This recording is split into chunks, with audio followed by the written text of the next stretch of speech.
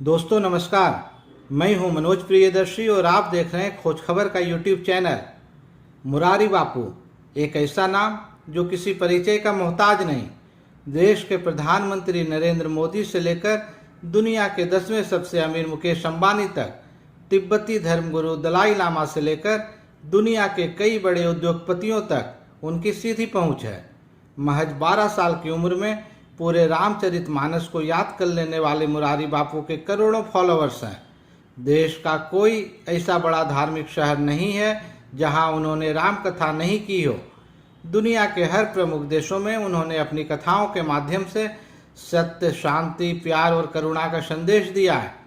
राम कथा करते हुए उन्हें 50 साल से अधिक समय बीत चुके हैं। इतने सालों में उन्होंने जहां लोगों की सोच और जीवन बदलने में अहम भूमिका निभाई, वहीं विवादों में भी उनका सीधा नाता रहा।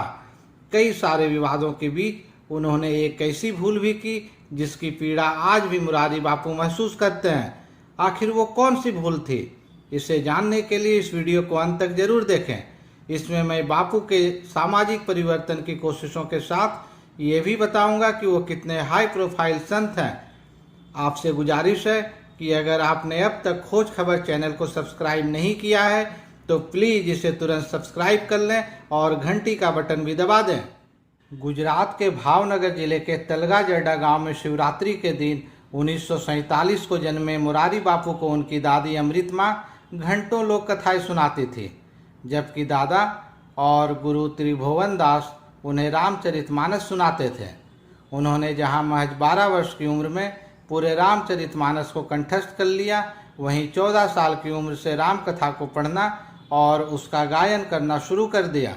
शुरुआत में चंद लोगों को रामायण की चौपाइयाँ सुनाने से शुरुआत करने वाले मुरारी बापू ने अपनी पहली राम कथा साल 1960 में अपने ही गांव में की थी।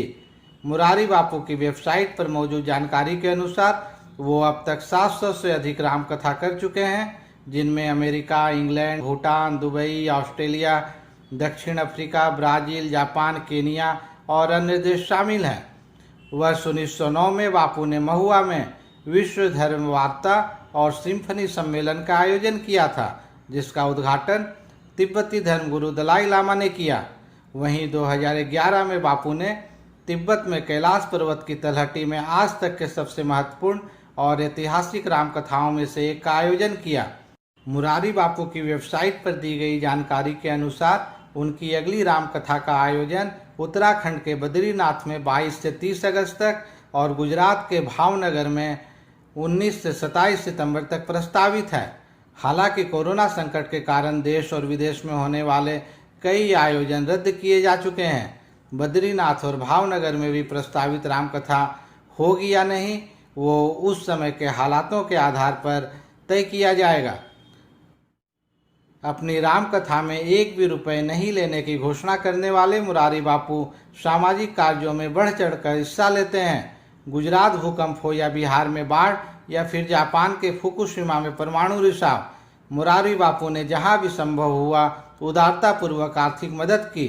पुलवामा और लद्दाख की गलवान घाटी में शहीद हुए हमारे जवानों के परिवार वालों को भी उन्होंने 1-1 लाख रुपए दिए। वो विभिन्न जातियों और संप्रदायों के बीच की दूरियां भी मिटाने की कोशिश करते रहे हैं। इसी के तहत वो 2 दशकों से अपने जन्म स्थल के पास महुआ में मुस्लिम समुदाय द्वारा आयोजित वार्षिक यादे हुसैन कार्यक्रम में बतौर मुख्य अतिथि शामिल होते हैं। मुरारी बापू गरीब हिंदू और मुस्लिम लड़कियों के लिए विवाह समारोह का आयोजन भी करते हैं। इन सब के अलावा बापू सामाजिक सुधार के कदमों के लिए भी लगातार सुर्खियों में रहते हैं। वो अपने कथावाचन के माध्यम से करोड़ों रुपए जुटाकर संस्थाओं और सामाजिक हितों के लिए दान करते रहे हैं। वो सार्वजनिक शौचालय बनवाने के लिए राम कथा के माध्यम से फंड जुटा चुके हैं, तो कभी ट्रांसजेंडरों की मदद करते देखे गए हैं। कई मामलों में उन्हें पहला संत या धार्मिक व्यक्तित्व कहा जाता है जिसने इस तरह के मुद्दों के लिए राम कथा का आयोजन किया। मरीजों, कैदियों, सैनिकों, बेटी बचाओ अभियान जैसे मुद्दों के लिए कथा वाचन कर चुके बापू धर्म, जाति, लिंग जैसे आधारों पर कोई भेदभाव नहीं करते। दिसंबर 2018 में वो मुंबई की बदनाम गलियों में सेक्स वर्करों से मिलने पहुंच गए। वो उनके घर भी गए, उन्हें अयोध्या में होने वाली राम कथा का निमंत्रण दिया और उनके आने जाने से लेकर भोजन पानी तक की समुचित व्यवस्था की। अयोध्या पहुंची सेक्स वर्करों को उन्होंने 11 लाख रुपए देकर मदद भी की। इतना ही नहीं, मुरारी बापू शमशान घाट को पवित्र जगह मानते हैं और यहाँ वो शादी भी करवा चुके हैं। वो खुद को राजनीति से दूर बताते हैं, लेकिन प्रधानमंत्री नरेंद्र मोदी उनके श्रोता भी रहे हैं और गुजरात का सीएम रहते उनके सामने नतमस्तक भी हुए हैं।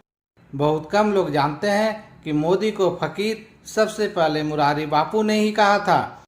जब मुकेश और अनिल अंबानी के बीच दरारें बढ़ गई थी, तब मुरारी बापू ने ही मध्यस्थता की थी। इतने सारे नेक कामों के बावजूद मुरारी बापू अक्सर विवादों में आते रहे हैं। अभी हाल ही में उत्तर प्रदेश में कृष्ण कथा सुनाते हुए उन्होंने ऐसे प्रसंगों को छेड़ दिया जिससे न सिर्फ अहीर समाज बल्कि हिंदू समाज के लोग भी उनके विरोध में आ गए। स्थिति इतनी बिगड़ गई कि माफ़ी मांगने के बावजूद हाल ही में गुजरात के द्वारिकाधीश मंदिर परिसर में भाजपा के पूर्व विधायक पौवा माणिक ने उन पर हमले की कोशिश की और अपशब्द कहे। स्वामीनारायण संप्रदाय को निशाने पर लेने से लेकर अपने सामाजिक सुधारों और बयानों के लिए भी वो घिरते रहे हैं, लेकिन रामकथा के दौरान उन्होंने कुछ ऐसा कर और कह दिया जिससे संत समाज और हिंदुओं का एक बड़ा वर्ग उनसे नाराज हो गया और उनका जमकर विरोध शुरू हो गया। उन पर कार्रवाई की मांग होने लगी। मुरारी बापू पर खोज खबर ने इससे पहले 2 वीडियो बनाए हैं और उस पर अधिकांश लोगों के जो कमेंट आए वो उत्साहवर्धक नहीं है। इन दोनों वीडियो के लिंक डिस्क्रिप्शन बॉक्स में है, आप उन्हें जरूर देखें। मुरारी बापू को भी बाद में अपनी इस भूल का एहसास हुआ और उन्होंने वीडियो जारी कर इसके लिए माफ़ी मांग ली। आखिर क्या था वो बयान और कृत्य, इसे आप भी जानें। मुझे मैं रामकथा में संकीर्तन कराता हूँ और बीच में हरि बोल कराता अली मौला अली मौला अली मौला बुलाता हूँ। तो कई धर्मगुरु मुझे भी पूछते हैं कि आप हरि बोल के साथ अली मौला को क्यों लाते हैं। मैंने कहा मैं लाता नहीं, अली मेला मुझसे बोल रहा है। अली मौला अली मौला मौला अली मौला अली मौला अली मौला या हुसैन या हुसैन। मैं व्यासपीठ से अल्लाह बोल सकता हूँ, हुसैन बोल सकता हूँ। मेरे भाइयों को कहता हूँ कि कभी मस्जिद में भी रघुपति राघव राजा राम गवाओ। अल्लाह अकबर बिस्मिल्लाहिर्रहमानिर्रहीम। और इन दिनों में और इससे पूर्व भी किसी वक्तव्य से कोई चूक हुई हो, कोई त्रुटि रह गई हो, तो मेरे सभी पूज्य चरणों से लेकर पूरे अंतःकरण से हम क्षमा प्रार्थी हैं। मुरारी बापू ने माफ़ी मांगकर इस विवाद को खत्म करने की कोशिश की है, लेकिन क्या वास्तव में विवाद खत्म हो पाएगा? आप अपनी राय दें और खोज खबर चैनल को सब्सक्राइब जरूर कर लें। धन्यवाद। जय हिंद, जय भारत।